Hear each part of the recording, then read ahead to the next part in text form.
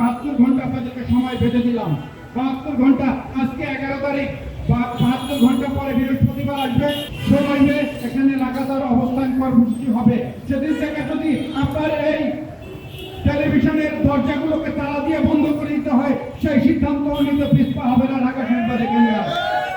যেই খোলা অজুহাতে তাদেরকে কাছ থেকে বিরত রাখা হয়েছে, সেই যে অজুহাতের কথা যারা বলেছে সেই অজুহাত তার উল্লেখ করেন নাই। তারা বলেছেন তারা নাকি ফেসবুকে একটি স্ট্যাটাস দিয়েছেন, একজন একটা স্ট্যাটাস দিয়েছেন, সেই স্ট্যাটাস আরো 2-3 জন সেটিকে শেয়ার করেছেন। এই অপরাধে তাদেরকে এখানে কাছ থেকে বিরত রাখা হয়েছে। আজকে পরিষ্কার ভাষায় বলতে চাই, এখানে যারা এই কাজটি করেছেন আপনাদেরকে আমরা ভালো করে চিনি। আমরা বিগত 17 বছর সাংবাদিকদের অধিকার আদায়ের জন্য রাজপথে ছিলাম। বিগত 17 বছর কারা ফ্যাসিবাদের দোসরে পরিণত হয়েছিলেন তাদের সবাইকে আমরা চিনি। তারা কি কি ভূমিকা রেখেছেন, তারা কোথায় কোথায় গিয়েছেন, কি কথা বলেছেন, সব নোট আমাদের কাছে রয়েছে।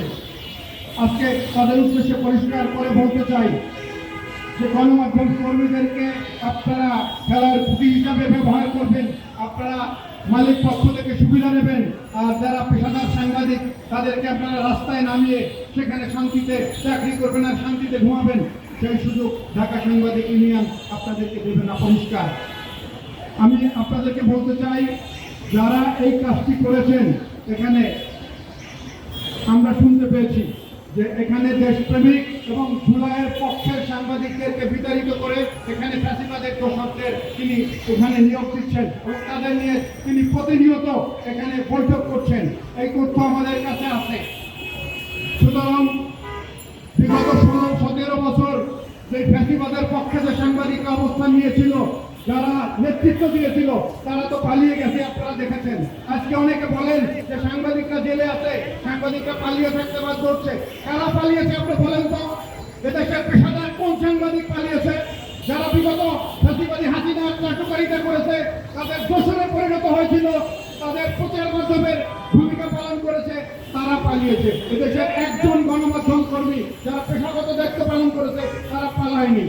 আজকে তুষার আব্দুল্লাহ, আপনাকে পরিষ্কার বলি, এখানে সেই 5ই আগস্টে আপনার এই অফিসটি ঘেরাও করবার জন্য এখানে লোক আসা শুরু করেছিল, যাদেরকে আমরা ঠেকিয়েছিলাম। আপনাকে অফিস থেকে নামিয়ে দেওয়ার জন্য এখানে একদল সাংবাদিক তৈরি হয়েছিল। আমরা বলেছিলাম যে আমরা এই বিষয়টি দেখবো।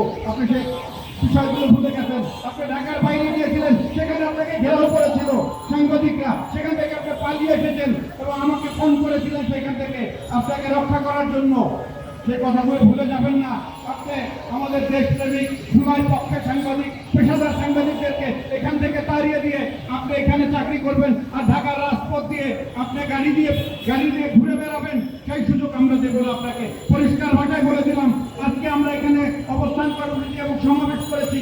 আমরা আপনাদেরকে আরো কিছু সময় দিতে চাই, আরো 72 ঘন্টা আপনাদেরকে সময় বেঁধে দিলাম। 72 ঘন্টা, আজকে 11 তারিখ, 72 ঘন্টা পরে বৃহস্পতিবার আসবে, সেই আগামী শুক্রবার, আগামী শনিবার অর্থাৎ 16 তারিখে, 16 মে এখানে লাগাতার অবস্থান কর্মসূচি হবে। সেদিন থেকে যদি আপনার এই টেলিভিশনের দরজাগুলোকে তালা দিয়ে বন্ধ করে দিতে হয়, সেই সিদ্ধান্ত নিতে পিছপা হবে না ঢাকা সাংবাদিক ইউনিয়ন। সুতরাং আমি সিটি গ্রুপের মালিকদের কাছে অনুরোধ জানাতে চাই, আপনাদেরকে যারা ভুল পথে পরিচালিত করছে, যারা এই সরকারকে বিপদে ফেলতে চাচ্ছে, যারা এই গণমাধ্যম কর্মীদেরকে রাস্তায় নামিয়ে দিতে চাচ্ছে, তাদেরকে চিহ্নিত করে তাদেরকে আপনার স্টেশন থেকে যদি বের করে না দেন, তাহলে পেশাদার সাংবাদিকরা এখানে যখন অবস্থান করবে, ঢাকা সাংবাদিক ইউনিয়নের সদস্যরা যখন এখানে এসে অবস্থান করবে, আপনি টেলিভিশন চ্যানেলটি কিভাবে চালান সেদিন আমরা দেখবো ইনশাআল্লাহ। সুতরাং আসুন আজকে থেকে আমরা প্রতিজ্ঞা নিয়ে যাই। আমার পূর্ববর্তী একজন বক্তা বলেছেন যে আমাদের এক ভাইয়ের বিপদে আর এক ভাইকে দাঁড়াতে হবে, কারণ আমরা জানি সাংবাদিকদের কোনো বন্ধু নাই, সাংবাদিকদেরকে সবাই ব্যবহার করতে চায়। সাংবাদিকদের একমাত্র বন্ধু সাংবাদিকরা। সাংবাদিকরা যদি সাংবাদিকের পাশে দাঁড়ায়, কোনো মালিক, কোনো চাটুকার, কোনো দুষ্কৃতিকারীর ক্ষমতা নেই যে তারা সেই আসনে টিকে থাকবে, তারা তাদের অবস্থান নিয়ে টিকে থাকবে। সুতরাং সাংবাদিকদের বন্ধুতে পরিণত হবেন, তাদের বিপদে পাশে দাঁড়াবেন, সেই প্রত্যাশা রাখি।